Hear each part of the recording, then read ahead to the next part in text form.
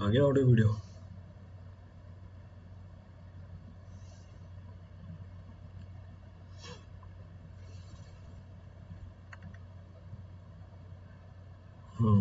आ गया।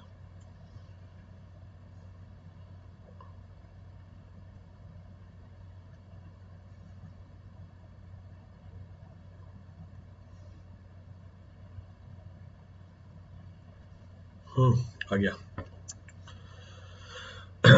Good evening everyone.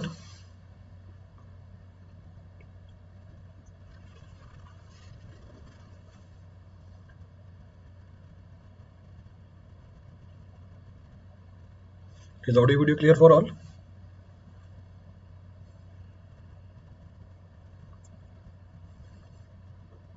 Clear है। So I hope all of you are doing good.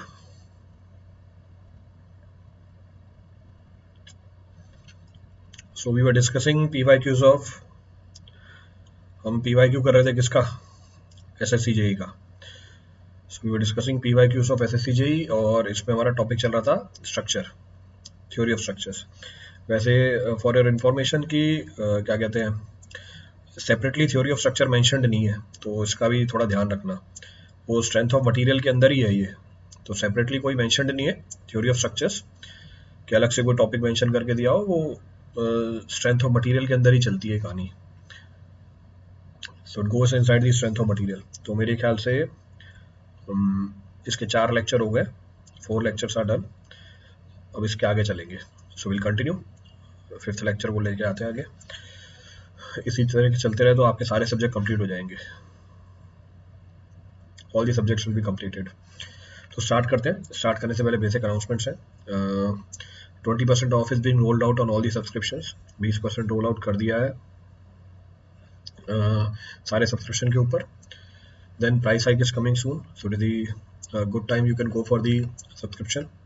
Then from 1st July to 15th of August, Learn with Top Educators is being rolled out, in which concept-based learning will be carried out. Then you can take a quiz, you can check your preparation.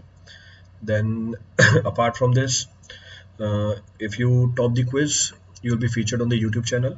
अब आपके पास printed notes भी provide करने का option आ गया। That option is also being provided to you. तो जो भी प्लस और आइकॉनिक के सब्सक्राइबर्स हैं उनके लिए प्रिंटेड नोट्स भी अवेलेबल है। देन जो भी एडिशनल फीचर्स है आइकॉनिक के, that can be availed at minimum price. Next 0% EMI भी रोल आउट कर दी गई है आपके लिए। 0% EMI is also being rolled out for you. For GATE 23, ESE 23, GATE 24, ESE 24 के लिए 7 जुलाई को नया बैच लॉन्च हुआ है, बायलैंग्वेल। 2 सब्जेक्ट स्टार्ट हुए इसके अंदर, इन्वायरमेंट एंड ट्रांसपोर्टेशन। नेक्स्ट आपके SSC JEE के ऊपर भी अनलॉक 20 आ गया है, 22 तारीख तक वैलिड है। SSC JEE के लिए आपके एक बैच लॉन्च हुआ है हमारा 14 तारीख को, और दूसरा बैच लॉन्च हो रहा है हमारा 21 तारीख को, और ये मैं ही स्टार्ट कर रहा हूँ। इसमें I will be starting with BMC।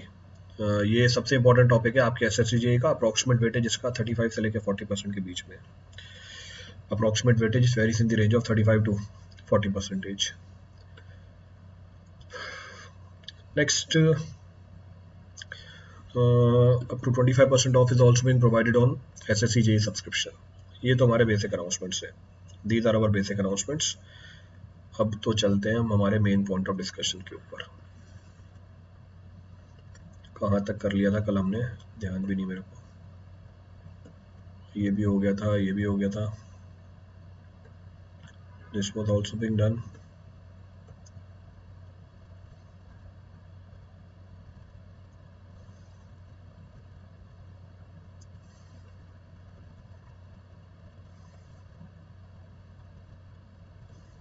ये वाला सवाल भी कर लिया था।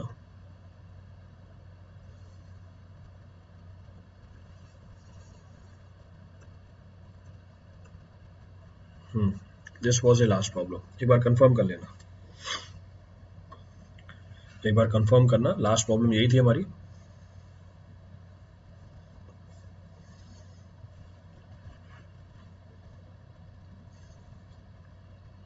This was a last problem, ये लास्ट प्रॉब्लम थी हमारी।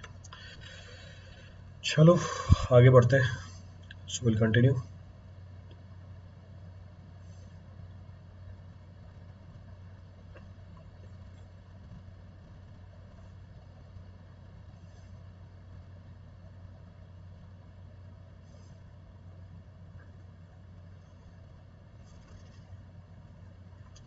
The strain energy of the beam, the strain energy of the beam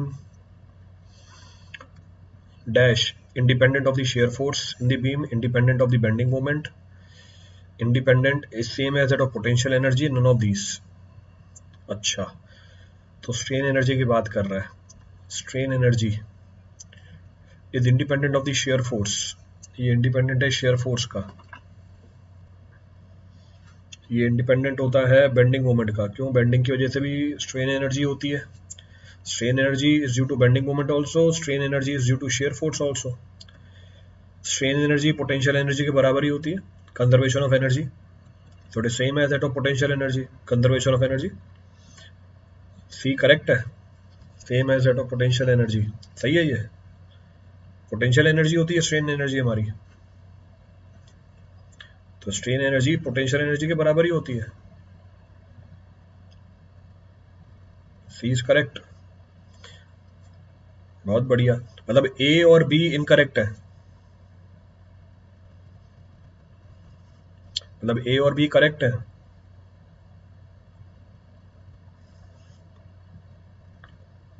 is A और बी इनकरेक्ट? Sorry, D.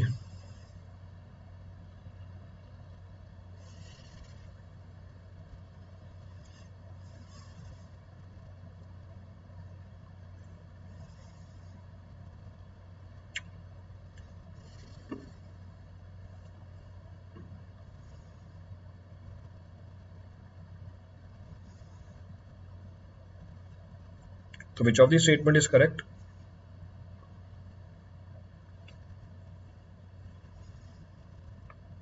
गायब हो गया. कौन सी बात सही है?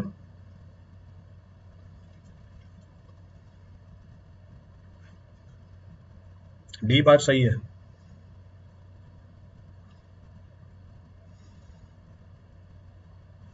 गायब हो गया क्या सब? मेरे को मैसेज नहीं दिख रहे. अच्छा, अब आए मैसेज. आर्च में टेम्परेचर वाला कंसेप्ट बता दीजिए. क्या जानना है टेम्परेचर वाला आर्च में? आर्च में टेम्परेचर वाला अफेक्ट क्या जानना है? स्पेसिफिकली लिखो. तो किस टॉपिक के बारे में डिस्कशन करनी है उसमें? टॉपिक तो बहुत बड़ा है. आपको आर्च में टेम्परेचर वाला क्या जानना है स्पेसिफिकली बताओ, फिर उसको देखते हैं आगे टाइम के हिसाब से. Accordingly I will see as per the time.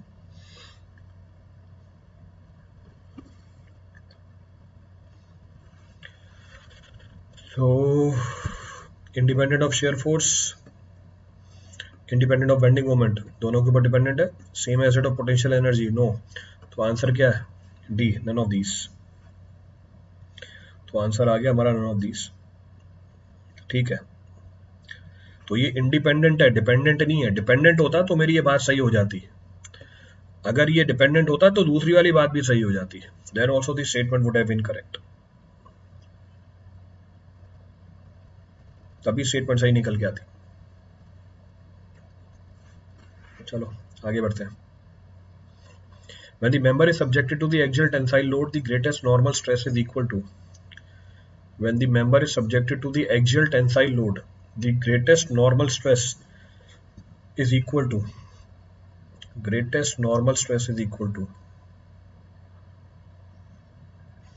अच्छा, तो ग्रेटेस्ट नॉर्मल स्ट्रेस की बात कर रहा है ये.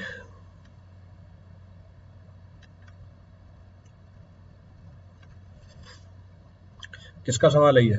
The problem is of what? तो बोल रहा है हमारा मेंबर है, it is being subjected to axial tensile stress. ये हमारी एक्सियल टेंसाइल स्ट्रेस है. This is the axial tensile stress. फिर अभी पूछ रहा है the greatest normal stress is equal to, और रिलेट करा रहा है शेयर स्ट्रेस के साथ.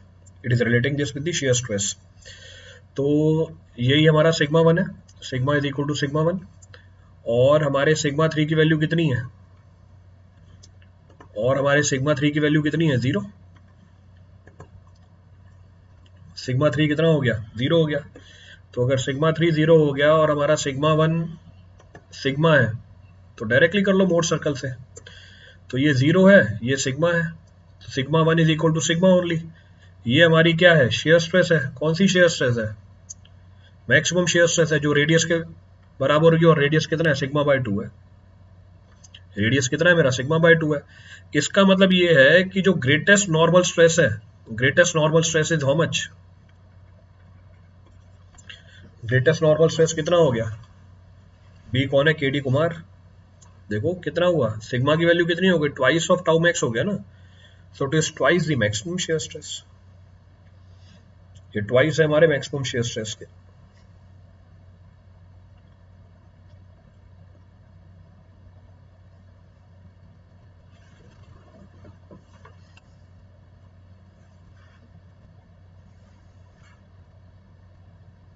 क्लियर है, सी, अब केडी कुमार ने सही कर दिया, ठीक है, बढ़िया है, चलो आगे बढ़ते हैं। In a composite beam subjected to a temperature rise and with ends constrained to remain together, the component having lower value of coefficient of linear expansion, so the component having lower value of coefficient of linear expansion, अच्छा क्या होगा इसका, ये पूछा है इसने।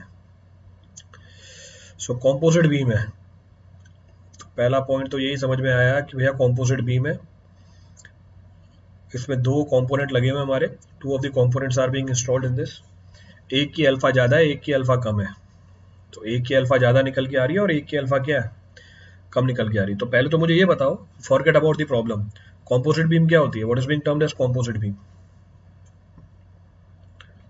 What is being termed as composite beam. Composite beam is that beam which is made up of two or more materials and rigidly connected in such a way they behave as a one piece. इसको हम क्या बोल देते हैं, composite beam बोल देते हैं। So this is technically termed as composite beam. तो composite beam वो beam होती है जो दो या दो से ज्यादा मटेरियल से बनी हुई होती है और rigidly connected होती है इस तरीके से कि वो कैसे बिहेव करे, वो एक पीस की तरह बिहेव करे। composite beam के अंदर जो न्यूट्रल एक्सिस होती है वो किससे पास करती हुई जाती है, कॉम्पोजिट बीम के अंदर जो न्यूट्रल एक्सिस होती है वो किससे पास करती हुई जाती है, in composite beam neutral axis passes through where, उनका जो कॉमन सीजी है वहां से पास करती हुई जाती है। So in composite beam there is a common neutral axis through the centroid of the equivalent homogeneous section. तो अभी इसने क्या बोला वो कंपोनेंट जिसका अल्फा छोटा है उसमें क्या निकल के आएगा, ऑब्वियसली अल्फा छोटा है तो जिसकी अल्फा ज्यादा है उसमें एक्सटेंशन होगी, तो जिसकी अल्फा छोटा है उसको वो क्या करेगा, एक्सटेंड करा देगा, तो क्या डेवलप हो जाएगी उसमें, it will lead to the development of what, it will lead to the development of tensile stresses in it। तो इस बात को समझने के लिए क्या कर लो, in order to understand this what can be done, आप कंपोनेंट बना सकते हो, लेट सपोज ये हमारी सिचुएशन है, दिस इज अवर सिचुएशन, ये हमारी सिचुएशन है। तो एक जो बाहर वाली बीम है वो कैसी है, हॉलो है, और अंदर वाली आप मान लो सॉलिड है, दोनों को ज्वाइन कर रखा है एक साथ, बोथ आर बीइंग कनेक्टेड, तो दोनों को ज्वाइन कर रखा है आपने, ये एक ही मटेरियल की तरह बिहेव कर रहे हैं। तो बाहर वाले का अल्फा ज्यादा है, बाहर वाले का अल्फा ज्यादा है तो बाहर वाले में एक्सटेंशन ज्यादा होगी, और जो अंदर वाली है उसका अल्फा, इसको मैं ब्लू कलर से बना देता हूँ, और जो अंदर वाली है इसका अल्फा कम है, अंदर वाली का अल्फा कम है तो इसमें एक्सटेंशन क्या होगी, कम होगी, तो ये एक्सटेंशन ज्यादा होगी, ये एक्सटेंशन कम होगी, तो जो बाहर वाली बीम है वो अंदर वाली बीम को क्या कर रही है, पुल कर रही है, और जो अंदर वाली बीम है वो बाहर वाली बीम को क्या कर रही है, कंप्रेस करा रही है। सो दिस इज द कंप्रेशन। तो जिसमें अल्फा ज्यादा है उसमें कंप्रेशन आ जाएगा, जिसमें अल्फा कम है उसमें क्या आ जाएगी, टेंशन आ जाएगी, it will be subjected to tensile stresses, तो उसमें टेंसाइल स्ट्रेसेस डेवलप हो जाएंगे। तो सिंपल सवाल था ये, तो कोई इशू नहीं था इसके अंदर, combination of the material behave like a single unit, ठीक है। चलो भैया आगे बढ़ते हैं। The strain energy due to volumetric strain, the strain energy due to volumetric strain is directly proportional to volume. तो वॉल्यूमेट्रिक स्ट्रेन की वजह से energy directly proportional to the square of the exerted pressure, inversely proportional to the bulk modulus।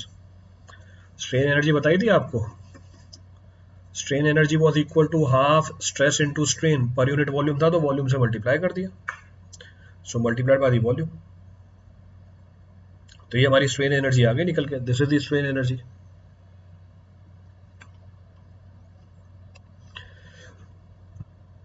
तो ये किसके proportional है? It is directly proportional to volume, सही बात है। Then directly proportional to the square of the exerted pressure, directly proportional to the square of the exerted pressure. तो strain को क्या लिख सकते हैं? Strain can be written as what? जो स्ट्रेन है इसको मैं क्या लिख सकता हूँ? वॉल्यूमेट्रिक स्ट्रेन है ना हमारा ये, तो bulk modulus is equal to applied pressure upon volumetric strain.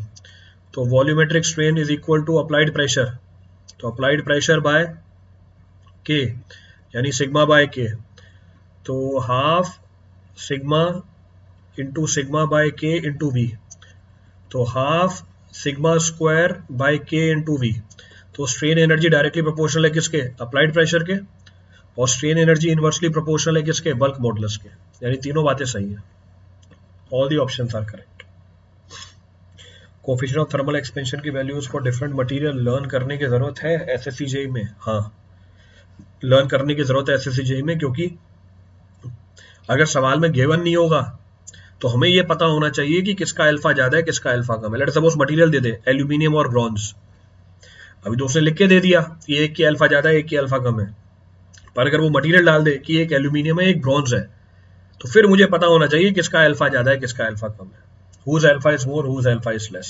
तो वो चीज आपको आइडेंटिफाई करनी पड़ेगी। तो वो आइडेंटिफाई तभी कर पाऊंगा जब मुझे पता हो अल्फा सारे मटेरियल की। तो जो बेसिक मटेरियल है कम से कम उनकी तो पता होनी चाहिए हमको। तो कॉपर हो गया, एल्यूमिनियम हो गया, ब्रॉन्ज हो गया, स्टील हो गया, कम से कम इनकी तो पता होनी चाहिए। मैं सबकी नहीं भी पता हो, 3-4 जो कॉमन मटेरियल है कम से कम उनकी तो जान लेना।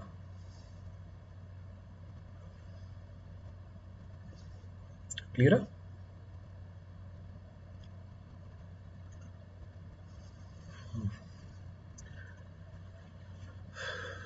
चलो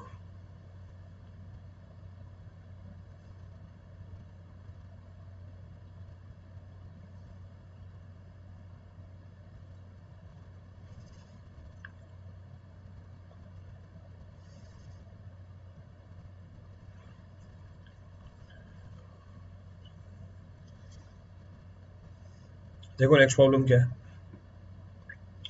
see what is the next problem.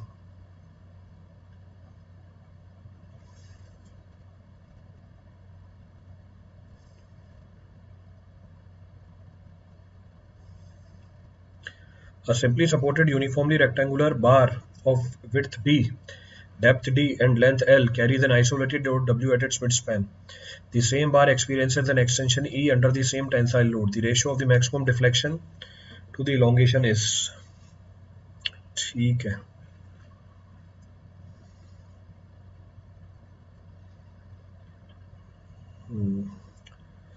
तो रेशियो निकालना है किसका?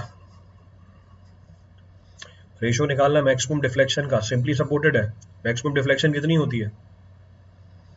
सिंपली सपोर्टेड बीम में मैक्सिमम डिफ्लेक्शन किस पे मिलती है? सेंटर पे मिलती है, पॉइंट लोड लगाया हुआ है। तो डिफ्लेक्शन हमारी आ जाएगी PL³ अपॉन 48 EI। तो maximum deflection will be observed at the centre. तो मैक्सिमम डिफ्लेक्शन हमें सेंटर पे मिलता है।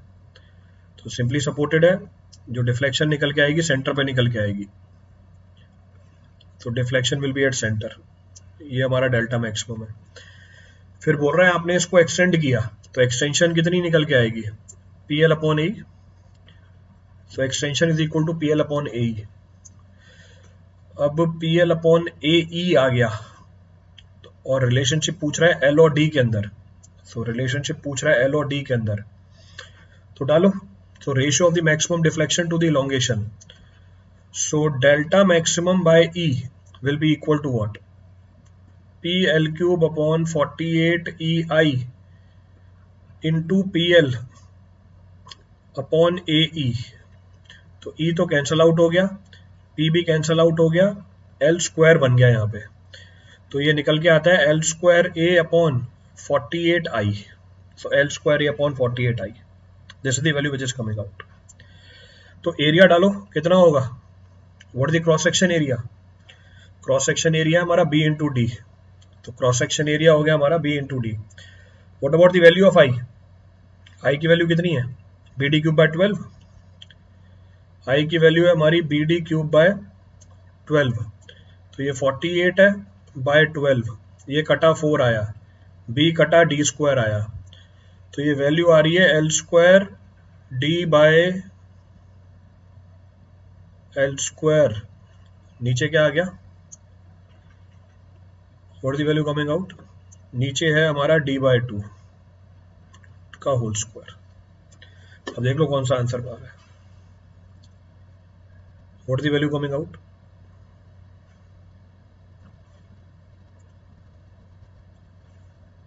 डी बाय 2 नहीं है, 2d है, 4 है ना, मैंने डिवाइड डाल दिया, सो एल स्क्वायर 2d का होल स्क्वायर। ठीक है, आंसर आ गया सी हमारा, आंसर इज सी। 2d नीचे है, अब वो मेरे को ये मैंने जब काटा 4 नीचे लिख दिया तो मेरे को लगा डिनोमिनेटर में, वो 4 डिनोमिनेटर में नहीं है, वहीं है। तो जब 48 को काटा तो क्योंकि 4 नीचे लिखा तो इसलिए लगा 4 डिनोमिनेटर में है, इसलिए उसको डिवाइड कर दिया था। ठीक है, सो एल अपॉन 2d का होल स्क्वायर आ गया, आंसर इज सी, आंसर हमारा सी आ गया। चलो आगे बढ़ते हैं। The strain energy stored in a spring when subjected to the greatest load without being permanently distorted is, the strain energy stored in the spring when subjected to the greatest load without being permanently distorted is called stiffness। ये थोड़ी होती है stiffness, what is being termed as stiffness, ये तो होती है हमारी load per unit deflection, so load per unit deflection, this is termed as stiffness। then proof resilience यही होती है, तो the strain energy stored in the spring when it is being subjected to maximum load, यही हमारी strain energy होती है, तो answer तो आ गया B. what is being termed as proof stress, कल बताया था, maximum stress to which the load is subjected, तो maximum stress to which the load is subjected it is termed as proof stress। proof load बेटा energy की बात कर रहा है, डी कौन है ये, डी डी वाले कहां से आ गए भाई, भाई प्रूफ लोड तो लोड है, ये तो एनर्जी की बात कर रहा है, प्रूफ लोड तो वैसे ही नहीं हो सकता, ज्वेल एस के प्रूफ लोड तो वैसे नहीं हो सकता, एनर्जी की बात कर रहा है, ही is asking about energy.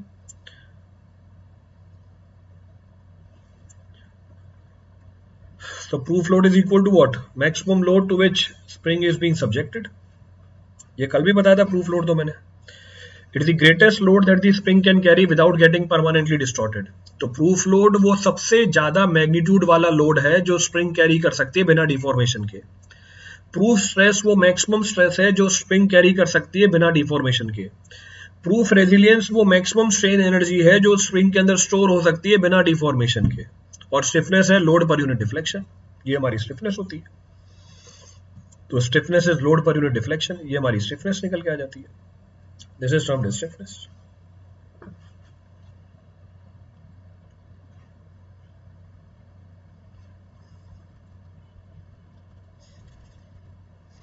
Clear है? रिपीट करना है इसको तो कुछ किसी के लिए?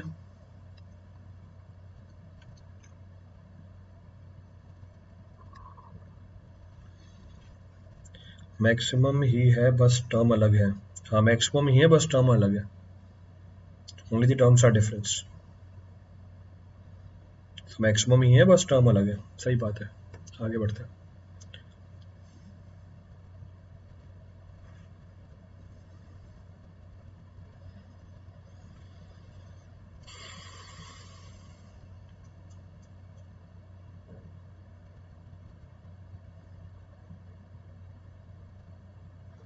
देखिए क्या पूछा है इसके अंदर, प्रूफ रेजिलियंस।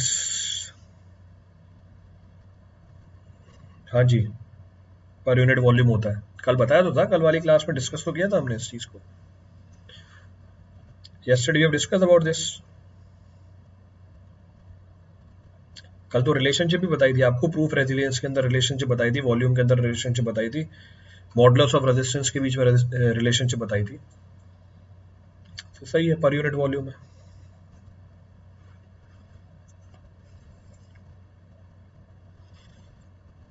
देखो अगला सवाल क्या पूछा होगा, check what is being asked.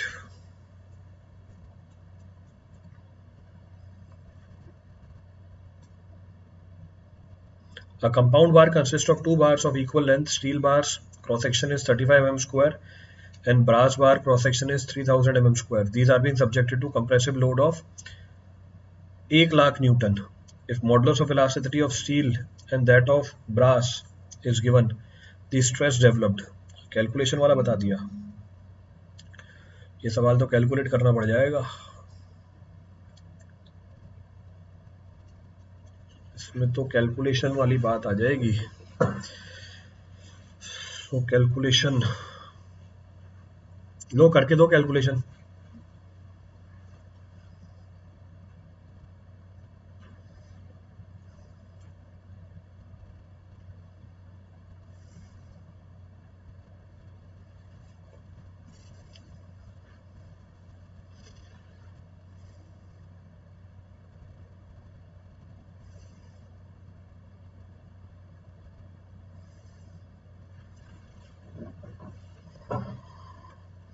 निकाल के दो.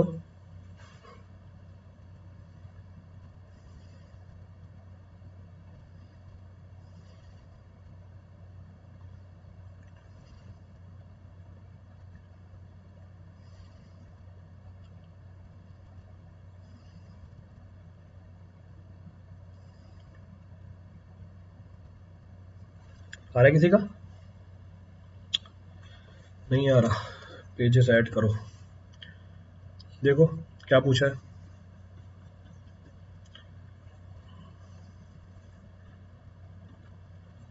एक स्टील का बार है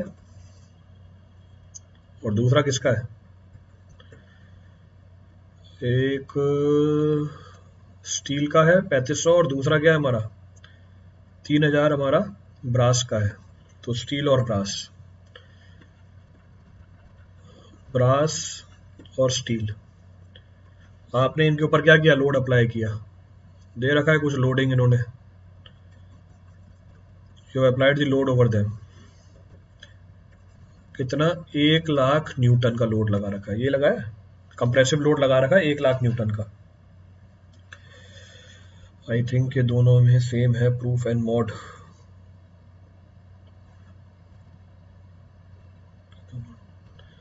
चलो तो फर्स्ट पॉइंट ऑफ रेफरेंस, ये लोड दोनों मिलके उठाएंगे.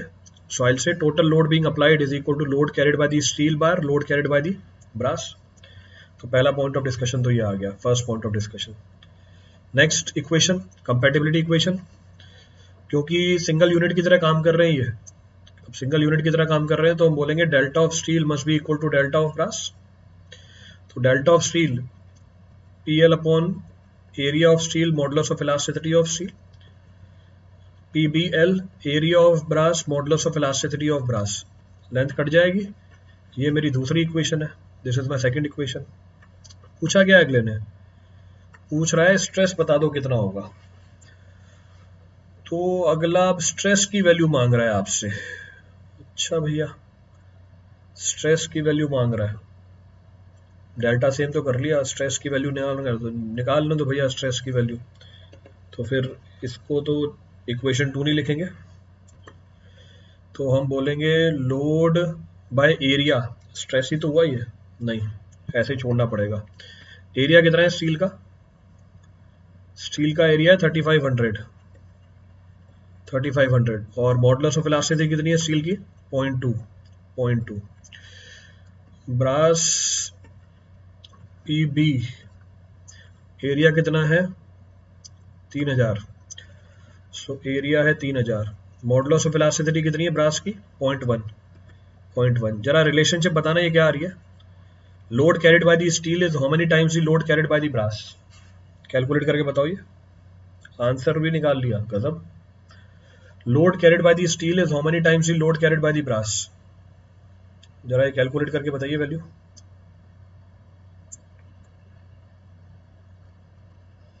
ये वैल्यू कितना आ रहा है, ये फैक्टर कितना आ रहा है. What is this factor coming out.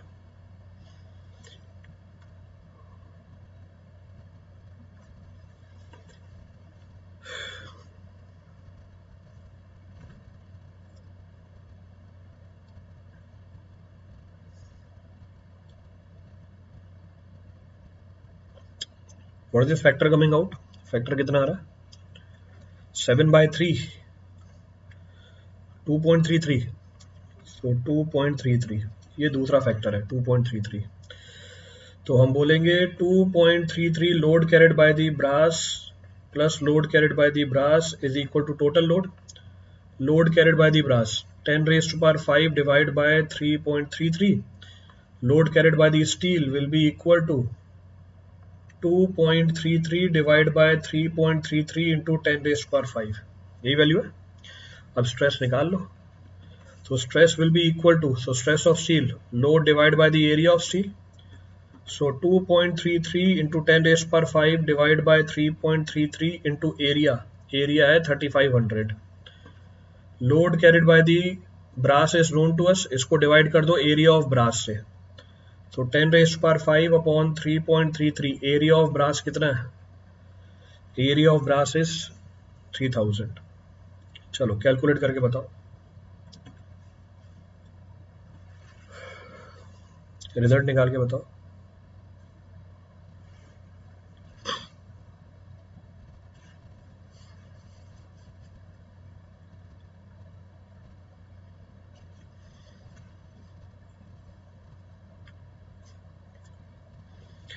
$10.01 किसका, ब्रास का है स्टील का है? 10.01 ब्रास का है स्टील का है? ब्रास का है। ब्रास का आ गया 10 न्यूटन पर mm²। स्टील का कितना है? What about steel? What about the steel?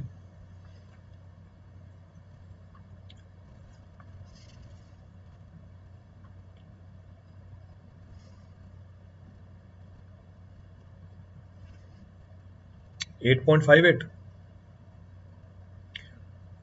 Steel का है। स्टील का तो 2.33 हो जाएगा ना इसका टाइम्स, नहीं वो तो लोड है 19.99, सो 19.99,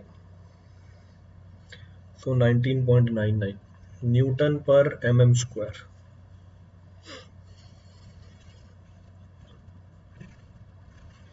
सो 19.99। देखो अब आंसर क्या आ रहा है, what the answer?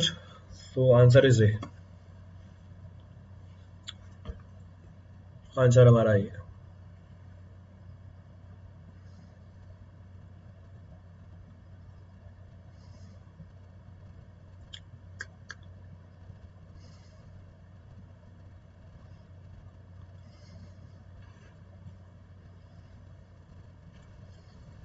Noted. SSC JE के लिए टॉस में कितना डेप्थ में जाना चाहिए गेट लेवल तक? बेटा ऑनलाइन पढ़ाते हुए मेरे को 2.5 साल हो गए, इससे पहले 10 साल हो गए पढ़ाते हुए। हर बार एक चीज़ बोली है, आपने दोबारा पूछा है तो दोबारा बता देता हूँ, सारे पेपर की तैयारी सेम होती है। जितने भी टेक्निकल पेपर हैं इन सबकी तैयारी सेम होती है। तो जिस लेवल की आप बात कर रहे हो वो लेवल कैसे डिसाइड करोगे, मेरे को ये समझ में नहीं आता। मतलब मेरे को इतना एक्सपीरियंस है, उसके बाद मैं डिसाइड नहीं कर पाता लेवल क्या है, तो आप कैसे डिसाइड कर लोगे कितने लेवल तक रुक जाना है आपको? तो इसलिए सबकी तैयारी सेम होती है। कोई सा भी पेपर हो तैयारी एक बार ही होती है और सेम होती है। चलिए आगे बढ़ते हैं। So will continue.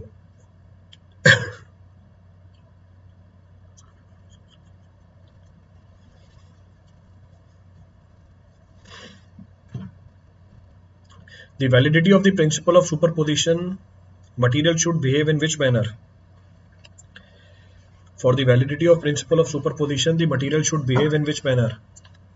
मटेरियल कैसे बिहेव करना चाहिए, निकाल सकते हैं। So material should behave in which manner? Linear elastic होना चाहिए। So material should be linear and elastic.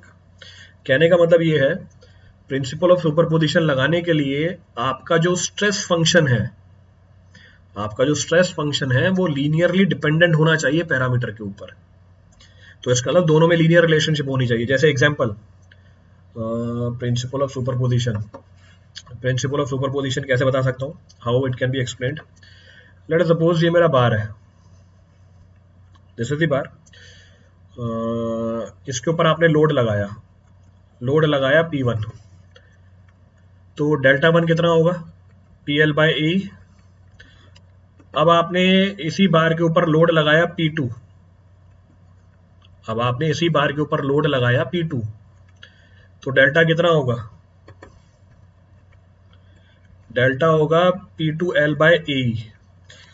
अगर हमारे किसी बार के ऊपर लोड लग रहा है P1 प्लस P2, अब हमारे किसी बार के ऊपर लोड लग रहा है P1 प्लस P2, आप डायरेक्टली बोल सकते हो delta is equal to delta 1 plus delta 2। पहले तो कैलकुलेट कर लेता हूं डेल्टा कितना होगा। तो हमारा डेल्टा होगा P1 plus P2 L by A E.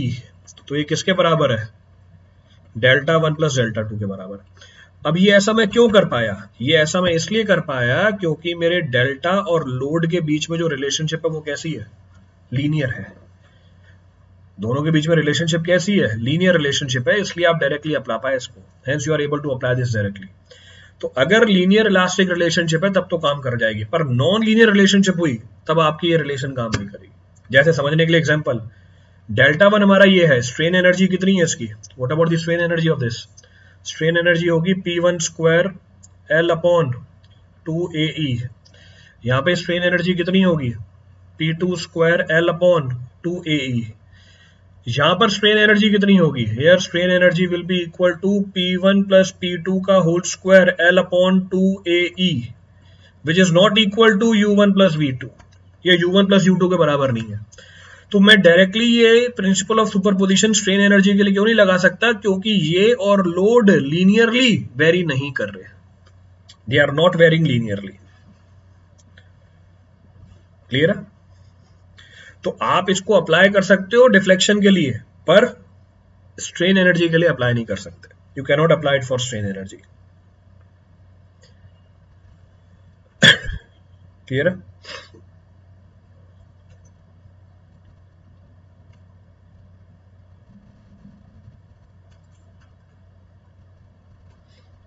Clear पूरी कहानी?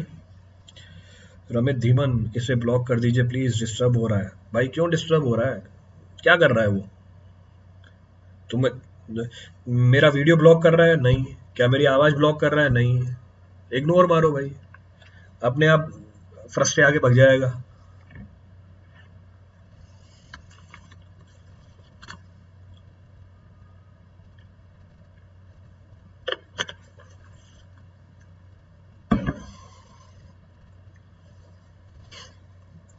क्लियर है पूरी कहानी? चलो, सो लीनियर इलास्टिक, तो relationship should be linear elastic. आगे बढ़ते हैं। मतलब मैं तो इस बात के लिए हैरान हूं, मतलब इतनी वेली जनता बैठी है, मतलब डेडिकेशन देखो। तुम में पढ़ने का इतना डेडिकेशन नहीं होगा। कौन है ये कौन था? नाम भूल गया मैं। हाँ, रमित। भाई तुम्हें पढ़ने का इतना डेडिकेशन नहीं होगा, तुम अभी 3-4 क्लास बाद गायब हो जाओगे।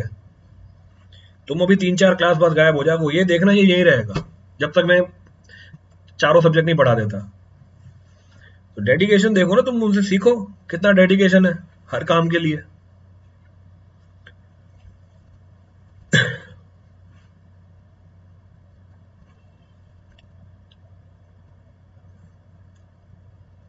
क्लियर है पूरी कहानी?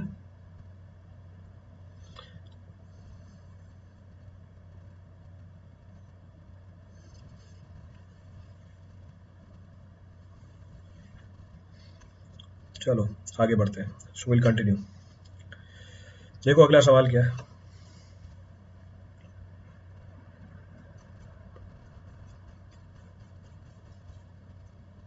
नेक्स्ट प्रॉब्लम क्या पूछ रहा है?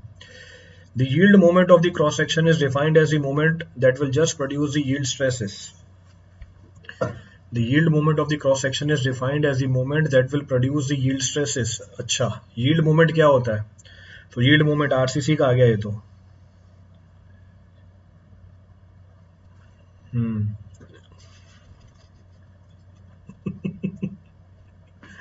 बगलिया। So moment of resistance की बात कर रहा है। बोला yield moment of the cross section is defined as the moment that will just produce the yield stress. That will just produce the yield stress. Yield stress कहाँ develop होगी? Where the yield stress will be developed? Outermost fiber के ऊपर। तो yield stress क्या होती है, तो हमारी m is equal to what, sigma y into जेड। तो बोल रहा है यील्ड मोमेंट कहाँ पे निकल के आएगा, फॉर यील्ड मोमेंट z की वैल्यू क्या हो जानी चाहिए, y/2 हो जानी चाहिए। So for yielding z is equal to what, h/2 d/2 कुछ भी बोल दो, d/2 चलो, so d/2, so outer most fibre of the section, so outer most fibre of the section, सही बात है। हाँ, कोई आर्च वाला भी बैठा हुआ था, टेम्परेचर का वेरिएशन पूछ रहा था आर्च की, है कि गया?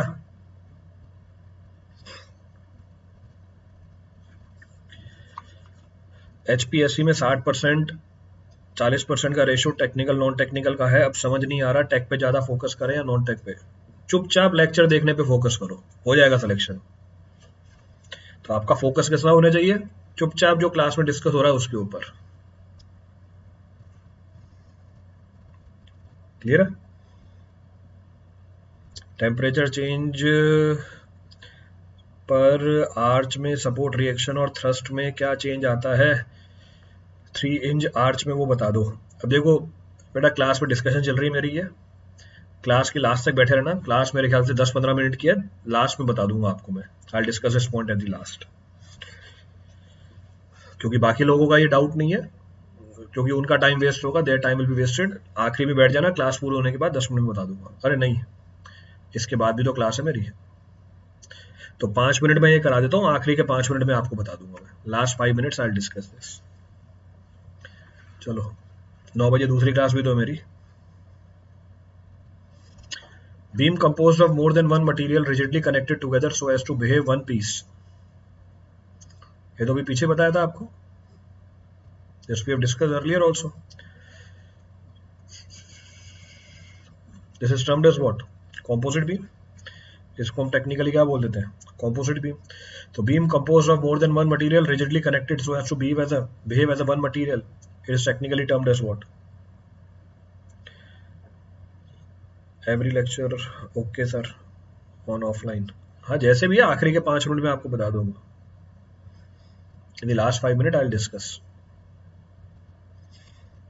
ये तो कॉम्पोजिट बीम अभी पीछे आई भी थी ना। चलो आगे बढ़ते हैं।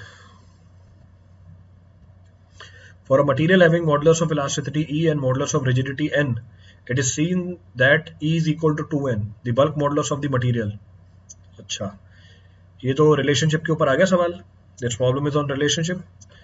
तो E is equal to what, 2N into 1 plus mu, given कितना है, गिवन है 2N के बराबर। सो ये कब पॉसिबल होगा, म्यू 0 हो जाए जब, सो म्यू इज 0। तो अब K पूछ रहा है ये आपसे, he is asking about K और E में relationship. So E is equal to 3K into 1 minus 2 mu, mu 0 है, तो E is equal to 3K, K कितनी आ गई, E/3 आ गई। So answer is D.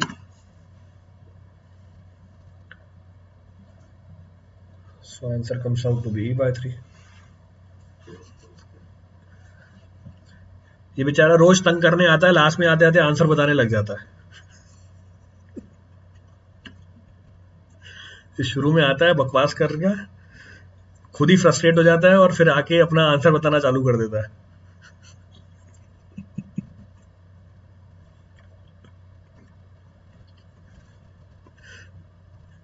चलो आगे बढ़ते हैं।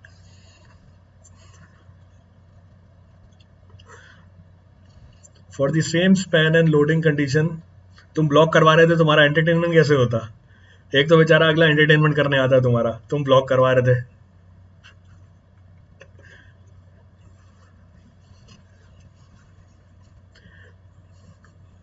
For the same span and the loading condition, the maximum bending moment in a fixed beam compared to a simple supported one shall be।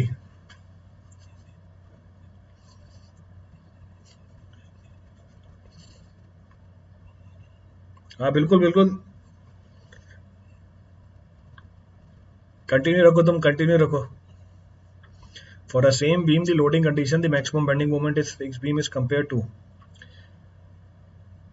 अच्छा, जैसे जैसे फिक्सिडिटी बढ़ती जाती है, जैसे जैसे फिक्सिडिटी बढ़ती जाती है या इनडिटर्मिनेंसी बढ़ती जाती है, वैसे वैसे बेंडिंग मोमेंट डिफ्लेक्शन क्या होते जाते हैं, वैसे वैसे बेंडिंग मोमेंट डिफ्लेक्शन क्या होती जाती है, वैसे वैसे बेंडिंग मोमेंट और डिफ्लेक्शन आपको क्या मिलेगा, कब मिलेगा, it will start reducing to lower. Value तो भी निकाल सकते हो, सिंपली सपोर्टेड है, मैक्सिमम बेंडिंग मोमेंट कितनी होती है, W L square by 8, fix हो गई बीम, मैक्सिमम बेंडिंग मोमेंट कितना होता है, डब्ल्यू एल स्क्वायर बाई 12। तो जनरल कंसेप्ट है ये, it is our general concept. तो ये कंसेप्ट हमारी जनरल है, क्लियर है।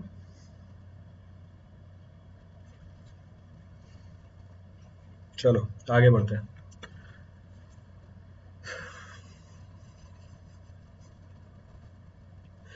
Simply supported beam having a span of 3 meter and carrying a uniformly distributed load of 10 kilonewton per meter has a shear force at a midspan of, simply supported beam है, UDL है, बोल रहा है shear force बता दो। वाह गजब सवाल, बहुत बढ़िया सवाल पूछा है इसने हमसे। बोला है सिंपली सपोर्टेड बीम है, यूडीएल है, बोल रहा है शेयर फोर्स बता दो मिड स्पैन पे कितना होगा। ही is asking about the shear force at the mid span. ये होती है शेयर फोर्स डायग्राम हमारी। So what is the shear force at the mid span? 0. So shear force at the mid span is 0.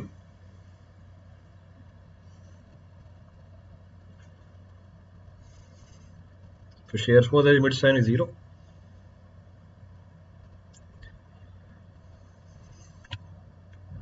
Clear है, चले आगे।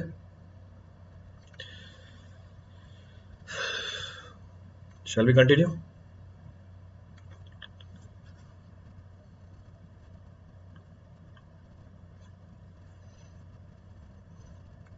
Shall we continue?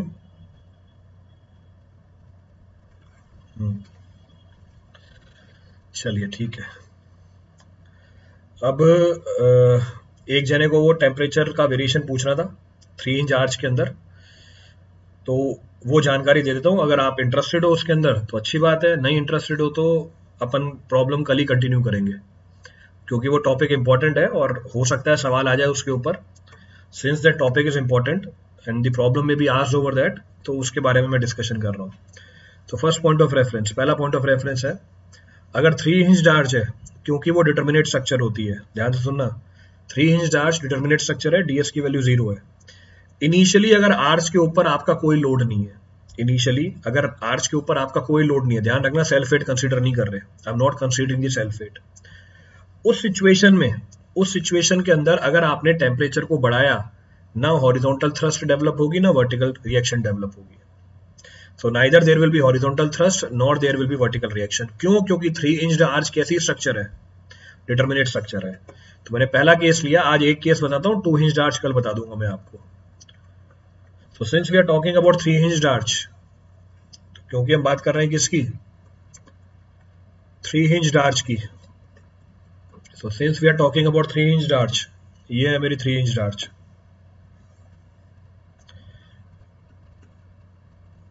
क्या हो गया, पहली हिंज, दूसरी हिंज, तीसरी हिंज।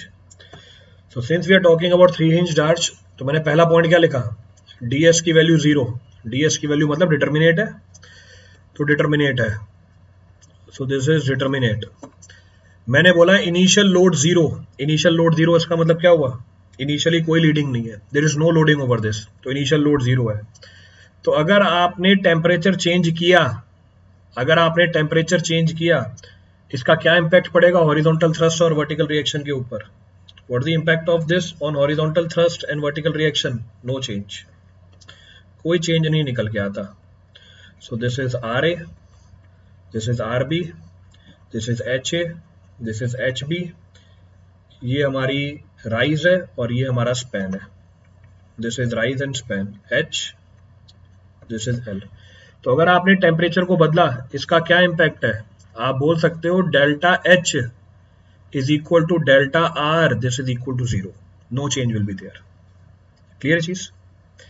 अब होगा क्या जब आप टेम्परेचर को बढ़ाओगे, what will happen, the rise of temperature will lead to the increase in the length of the arch. जब आपने टेम्परेचर बढ़ाया, कोई थ्रस्ट और रिएक्शन में तो चेंज नहीं आया, पर आपके आर्च की लंबाई बढ़ जाएगी। अब क्योंकि आर्च की लंबाई बढ़ रही है, वो दिखेगी कैसे, एंड ए और बी तो चेंज नहीं होंगे, ये एंड ए है एंड बी है, ये डिस्प्लेस नहीं हो सकते, they can not be displaced. तो अगर ये मूव नहीं होता तो फिर क्या होता है, हमारा जो क्राउन है ये ऊपर चला जाता है, हमारा जो क्राउन है ये ऊपर चला जाता है, तो क्राउन डिस्प्लेस हो जाता है ऊपर, तो क्राउन की डिस्प्लेसमेंट हो जाती है। तो थ्री हिंज्ड आर्च में क्या होता है, टेम्परेचर बढ़ाओगे क्राउन क्या कर जाएगा, ऊपर चला जाएगा, तो क्राउन ऊपर चला गया, तो क्राउन इज डिस्प्लेस्ड। तो थ्रस्ट में तो कोई चेंज नहीं आया, पर क्राउन ऊपर चला गया, डेल्टा डैश या सी डैश पे आ गया। क्लियर है चीज। तो क्राउन कितना ऊपर चला जाता है, डेल्टा एच ऊपर चला जाता है। अब ये मत बोलना सर डेल्टा एच मेरे को कैलकुलेट करके दे दो कितना है, मतलब प्रूव करके दे दो कितना है, मैं डेल्टा एच की वैल्यू डायरेक्टली बता देता हूँ। So delta H comes out to be 4h² plus L² upon 4h into delta T into alpha. ये मैंने आपको एक्सप्रेशन डायरेक्टली बता दिया, directly I have given you the expression. मेरे नोट्स देखोगे उसमें आपको इसका प्रूफ भी मिल जाएगा। If you will check my notes you will get the proof also. मैंने आपको डायरेक्टली जानकारी दे दी, directly I have given you the information. तो थ्री हिंज्ड आर्च, ध्यान रखना इनिशियल कोई लोडिंग नहीं है, टेम्परेचर के बढ़ने से थ्रस्ट और रिएक्शन में कोई फर्क नहीं पड़ेगा, लंबाई बढ़ जाएगी, डेल्टा एच ऊपर चला जाएगा क्राउन, डेल्टा एच की वैल्यू आपको बता दी। दूसरा केस, ये मेरा पहला केस था। दूसरा केस, अब मेरी इनिशियल लोडिंग जीरो नहीं है, इनिशियल लोडिंग जीरो नहीं है, अब आप टेम्परेचर चेंज अप्लाई कर रहे हो लोडेड आर्च के ऊपर, तो आपने क्या किया, डेल्टा टी अप्लाई किया।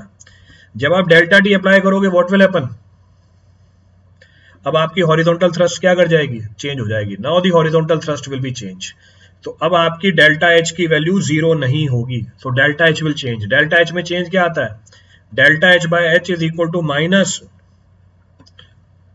Change in the span, so minus times of change in the span. अब फिर से मैं इसका प्रूफ दे सकता हूं, प्रूफ दूंगा तो पूरा आधा घंटा निकल जाएगा इसके अंदर। इसका मतलब ये हुआ अगर आपने टेम्परेचर बढ़ाया तो जरा बताना हॉरिजॉन्टल थ्रस्ट में क्या चेंज आता है, बढ़ जाती है कम हो जाती है। अगर आपने टेम्परेचर बढ़ाया, इफ टेम्परेचर इज इंक्रीज्ड, देखो माइनस साइन है, अगर आपने टेम्परेचर बढ़ाया तो आपकी हॉरिजॉन्टल थ्रस्ट टेम्परेचर के बढ़ने से, मेरा सी पॉइंट ऊपर गया, तो आपकी हॉरिजॉन्टल थ्रस्ट क्या हो जाएगी, डिक्रीज हो जाएगी। क्लियर है चीज, रिपीट करना है इसमें से कुछ भी। उसी तरीके से टेम्परेचर घटाया तो आपकी डेल्टा एच नीचे मिलती है, तो इसका मतलब आपकी हॉरिजॉन्टल थ्रस्ट इंक्रीज कर जाती है। तो अगर आप टेम्परेचर बढ़ाओगे इसका मतलब हॉरिजॉन्टल थ्रस्ट डिक्रीज कर जाएगी, अगर आप टेम्परेचर को घटाओगे इसका मतलब हॉरिजॉन्टल थ्रस्ट बढ़ जाएगी। ये चेंज निकल के आता है। This is the change which is being observed in three hinged arch. ये चेंज हमें मिलेगा थ्री हिंज्ड आर्च के अंदर। क्लियर है भाई धनंजय,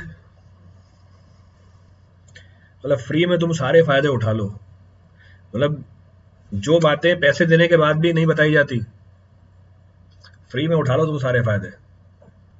करो मौज करो जब तक एसएससी जेईई पे हूं मैं।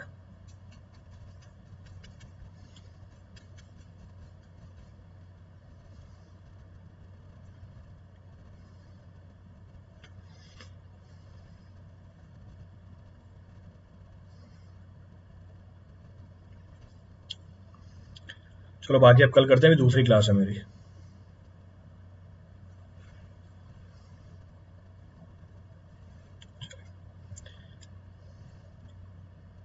Thank you everyone, thank you all.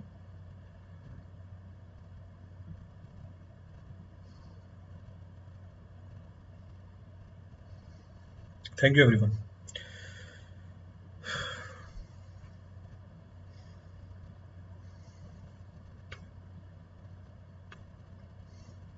बाकी बाद में करते हैं।